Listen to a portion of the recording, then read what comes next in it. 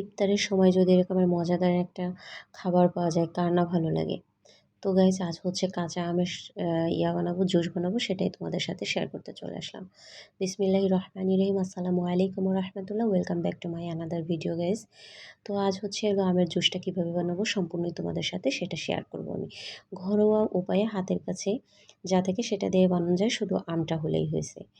তো গাইস যারা সবসময় আমার ভিডিও দেখে তাদেরকে তো সবসময় অনেক ভালোবাসা দিই, কারণ তোমরাই হচ্ছে আমার পরিবারের একটা অংশ।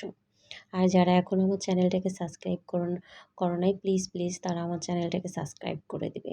আর বেশি বেশি ভিডিওটা দেখবে, আমাকে একটু সাপোর্ট করবে। তো শুরুতে হচ্ছিলো আমি আমগুলো ছিলে নিলাম, দেন হচ্ছে ফালি ফালি করে কেটে নিলাম, অবশ্যই পরিষ্কার করে ধুয়ে নিয়েছি। তো এখন আমগুলো হচ্ছে আমি ব্লেন্ডারে জারে দিয়ে দেবো, দিয়ে দেন হচ্ছে বাকি উপকরণ দিয়ে আমি ব্লেন্ড করে নিব। তো আমি কী কী উপকরণ দিয়েছি জাস্ট একদমই সিম্পল সাধারণ, যেমন আমি হচ্ছে কাঁচামরিচ দিয়ে দিলাম, এখন স্বাদ মতো লবণ দিলাম, আর দিলাম হচ্ছে হলো একটু পরিমাণ মতো চিনি। চিনিটা তো অবশ্যই দিতে হবে, সাথে যদি বিট লবণ হয় তাহলে আরও খুব ভালো হয়। যেহেতু আমার হচ্ছে বিট লবণের ডেট এক্সপায়ার্ড সেটা আমি জানতাম না, সো সেই জন্য সেটা আমি ব্যবহার করিনি। শুধু জাস্ট এই কয়টা উপকরণে দিয়েছি, তাতেও যে এত মজাদার হয়েছে জুসটা তো বলার মতো না। তো সবাই ভালো থাকবে, ভিডিওটা এর পর্যন্ত যারা দেখছো তাদেরকে অনেক ধন্যবাদ।